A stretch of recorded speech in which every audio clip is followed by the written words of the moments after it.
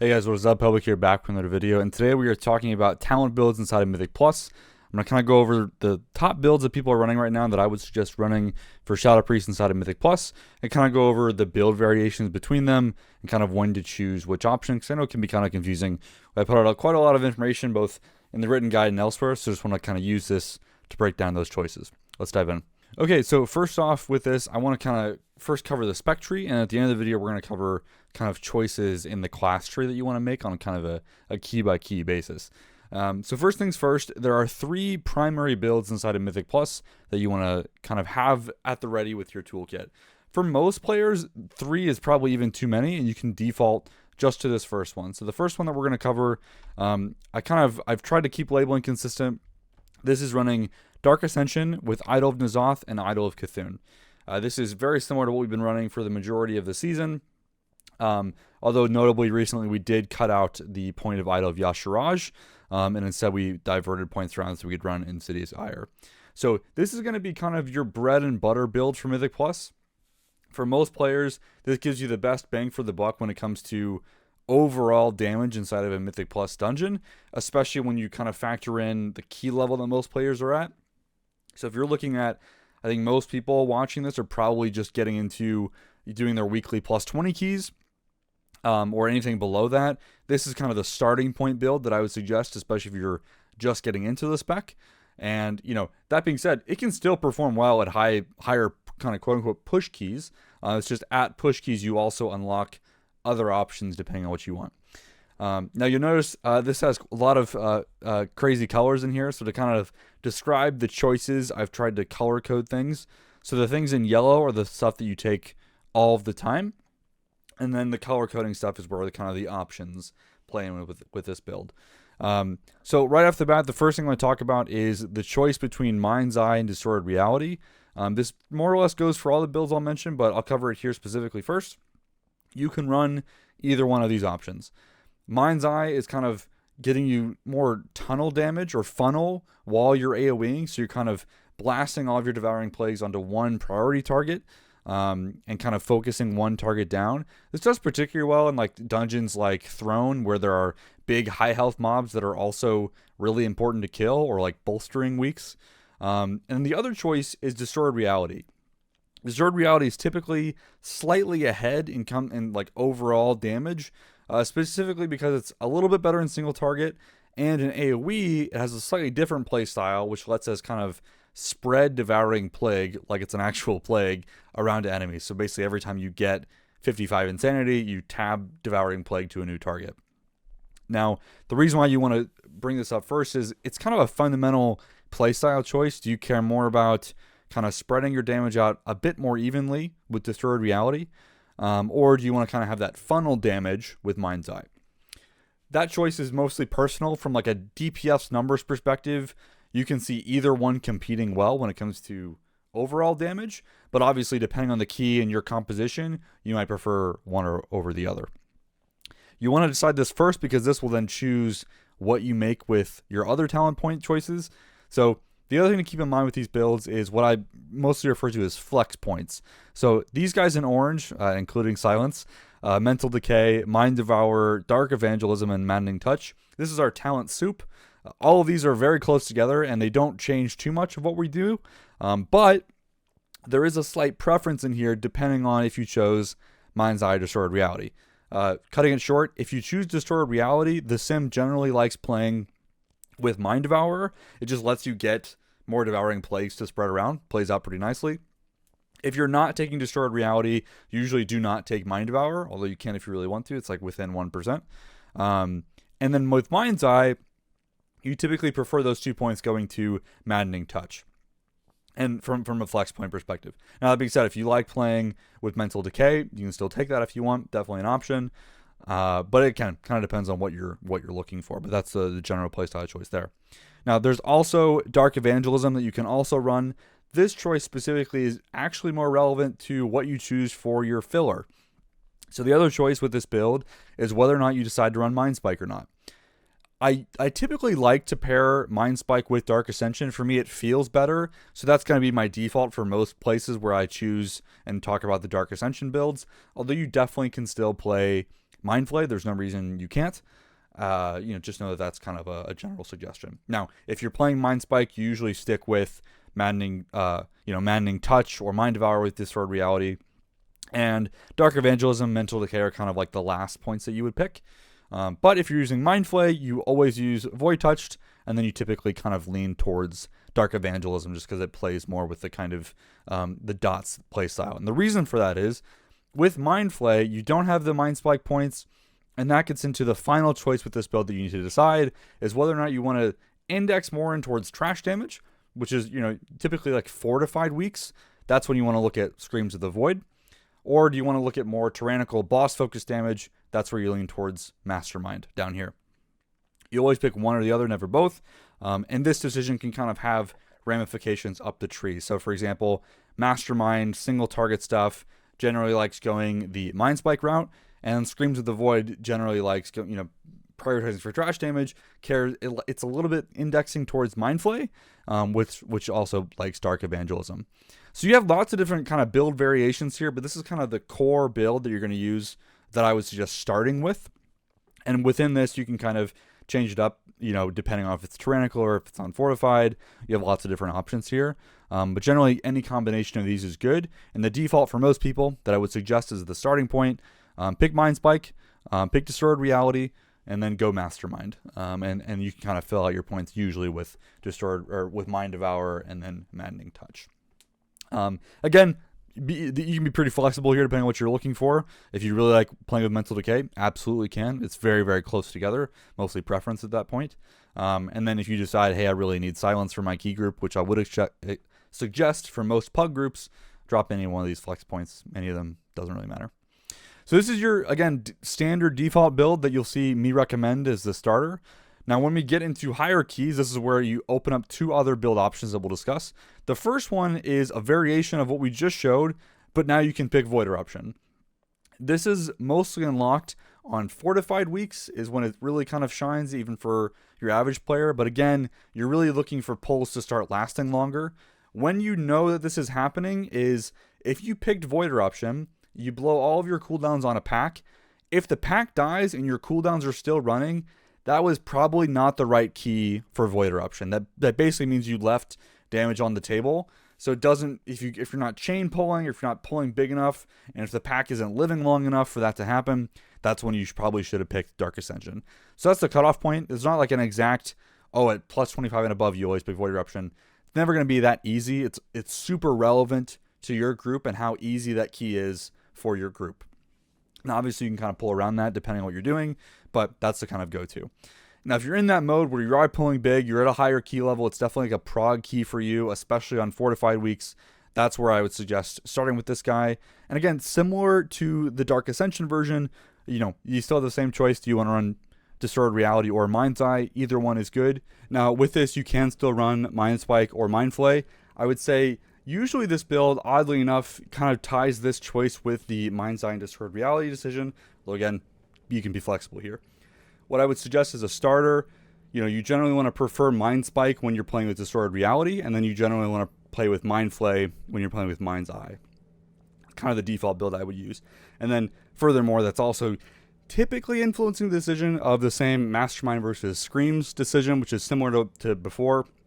Again, Mastermind, the more kind of tyrannical but still push key with Void Eruption, and I would prefer Mastermind Mind Spike. What you're going to see more often with this build and the kind of usual default, you're going to play this when it's typically fortified or you're pulling big, which is where you would pair this with Screams of the Void and Mind Flay. So usually with this build as like a default, you're going to see more people run this with Screams and Mind Flay, but you can still run it with Spike, Mastermind, or kind of variations of that, depending on, if you just prefer this build over the other one.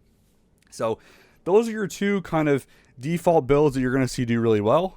As you add targets, Void Form continues to scale really well. Dark Ascension is just kind of thriving in the low target count area, and really it's about kind of offsetting the loss in AoE that you hit by using Dark Ascension by just surpassing Void Form when it comes to single target. And it's crushing Void Form by like 5 or 6% on single target, which doesn't sound like a lot, but over the course of the key, if you think about it, especially on Tyrannical, so much of your time in that key is spent on just single targets. So that's where kind of depends on what you're looking for and kind of where you want to optimize your damage with. So those are the two main builds that I would suggest. And then when you want to get crazy and really crazy, there is a third build, and I'm almost hesitant to mention this because I think it is really, really specific when you would want to use this. When you start slamming lots and lots of trash mobs and kind of doing the large AoE pulls, this is the build variation that's basically saying I want to get as much AoE damage out of my build as possible, and I don't care how much damage I lose in single target for it.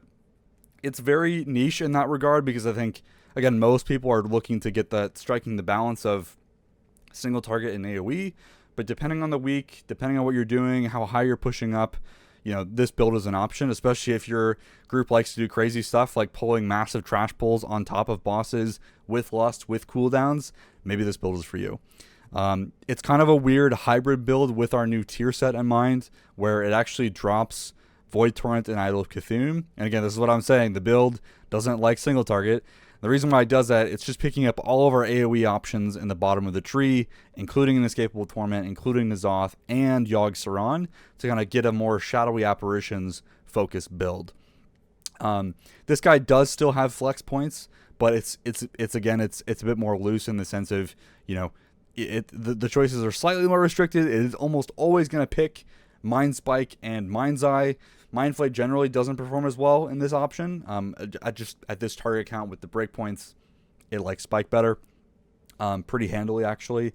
And again, Mind's Eye is almost always what you're going to pick if this is the place that you're trying to optimize for. At that target count, you're kind of getting more flooded with insanity than you would otherwise, which is why you're trying to spend it just as fast as you possibly can with Mind's Eye, which plays really well into Screams of the Void. Now, from a flex point perspective, this build almost always prefers Maddening Touch and Dark Evangelism, although you can run Mind Devour if you want. This guy is also where I would consider whether or not you want to use Ancient Madness or not. You actually have this choice anytime you run Void form. Ancient Madness does the same thing with Dark Ascension as it does with Void Eruption, which is kind of bad considering Void Eruption has twice the cooldown, but still the same effect. It's just kind of where you want to optimize your damage, but at this level you could also consider dropping Ancient Madness, although I would consider it pretty default otherwise, especially for most groups and most people. So again, this build's very experimental is what I would call it, or very niche. You're looking at a hit of 10 to 12% on single target running this build over the Void Form build that I just showed previously. So very, very specific, but again, I think if that's something you like having fun, you just want to see the massive AoE numbers and the big trash pulls, I don't know, maybe that's for you. So, but again, these are the two main builds: Dark Ascension version, Void Eruption version, and then you kind of have this third wacky one you can try if you really want to do something crazy. So that is the spec tree builds for Shadow Priest and Mythic Plus. Let's move on to the class tree. Okay, before I end the video talking about talent builds, I have to talk about the class tree. There's quite a lot of choices here, depending on the key that you're doing. Some keys we need different bits of utility that we don't need in others. So the first thing I want to show you is your kind of default build with the class tree. And this isn't taking it, we're just kind of assuming that you don't need any utility. So the purpose of this is to kind of maximize the points that we really need from like a DR defensive perspective. So what we're doing here is just kind of building out the tree so that we can get all the way down to the goodies that we really need and skipping anything that we don't. There is some variation here, but what I'm going to show is kind of the standard here for most people if you're talking about optimizing from like a defensive perspective. And then we put the last points here. Halo or Divine Star doesn't matter. This is basically preference. Pick Essence Devour and then 2 points in Light's Inspiration. So this is your kind of default class tree if you don't need to really have any extra bits of utility. You still have some stuff, notably like you still have Leap of Faith. Obviously, you still have Power Infusion. We get both of our movement skills. But this is more or less hyper optimizing from like a defensive perspective. There is a bit more defensive stuff on the tree, specifically in the kind of bottom left area. Usually I wouldn't consider Angelic Bulwark, but you could consider taking some of this stuff if you really want the extra healing, although from a Shadow Priest perspective, you're not getting much out of this stuff. Very niche. So the question really comes into when you're looking to optimize for utility, what do you need depending on the key? My best thing that I can suggest for folks that I keep updated is my little dungeon selector talent choice chart. So depending on the dungeon and the affixes for that week, it spits out the utility that you want to use on that particular dungeon. So by default, this is looking at a Tall Dazar. It says, hey, consider using Disease Dispel and Shackle Undead. And if you want to look at why it's suggesting that, down here you can kind of scroll down. It says what each ones are used for. And you can also check whatever the affixes are that week, and you see how it can change stuff up. So this is kind of my cheat sheet that I would suggest if you're just kind of curious of like, okay, what do I need to swap around for this key? And this is kind of basically pulling things away from this build in kind of order of preference. So the first thing that I would drop is the point inside of Void Shield, and you can use this to pick up Mass Dispel. And then I got to fix the rest of my tree. That's going to typically be the first thing that you end up dropping, and then the tree looks just like that. And then from there, if you're saying, okay, I actually need Mass Dispel, I also need Purify Disease for this dungeon, take a point out of Light's Inspiration to get that, is usually what I would suggest. And then if you're also in a tricky bind where you maybe also need Shackle Undead, you can just remove all those points from that altogether, put it into Shackle Undead, or maybe you need Phantasm for Entangling weeks. And those are the big choices. So there are some smaller things, like sometimes I like playing with Psychic Voice just to get more AoE stops out in the group, depending on what my group needs. But that's usually it from a kind of utility perspective. The rest of it is somewhat set in stone just for getting as much defensive value as we can in the key. So that's usually what you're going to see. You'll see me run this most often as the default, and then again, depending on whatever the dungeon is that I'm doing and the affixes that I'm trying to counter, I might do some extra stuff. Some kind of honorable mentions. You could consider Void Tendrils. It's a little scary, but you can use that for something like Spiteful, which I mentioned.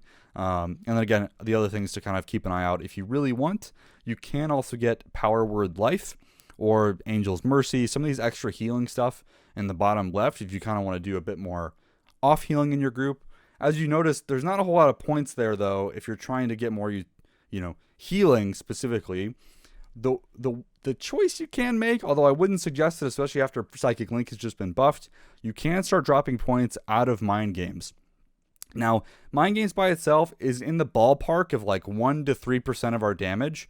It's hard to look at on a damage meter because some of that damage of Mind Games is shoved inside of Psychic Link. There's no way to see that in a breakdown from a log or details, unfortunately. But we know that these last 3 points specifically are usually in the ballpark of like 0.5% to 1% overall damage. So what you might see sometimes is the kind of quote-unquote high key pushing folks take those points out to take Angel's Mercy, for example, or they might even do something like get Power Word Life, which is really beneficial. Doing something like this. So you might see people doing that. As a default, I would generally suggest taking it. These are damage points on the class tree, even though we don't press Mind Games too often, not super high priority, but you might see people doing that. That is an option to pick. So again, the full details of all this stuff is on the Icy Veins guide, but from the class talents and the spec talents. So if I was rambling too much or something didn't make sense, check this out for the most updated info and hopefully a bit more depth if you're confused. But that is talent builds in Mythic Plus in a nutshell, as fast as I really could. So hopefully you enjoyed this video and this was helpful, and I'll see you in the next one. Thanks for watching.